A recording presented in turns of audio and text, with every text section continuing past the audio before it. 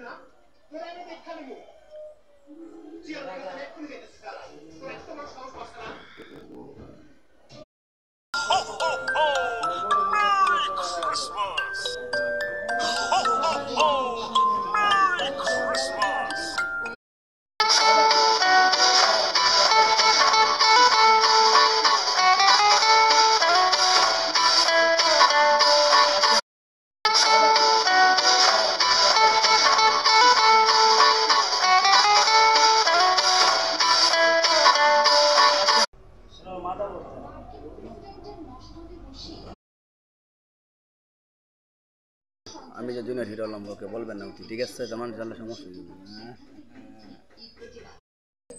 হ্যাঁ আমাকে চলে যাচ্ছি।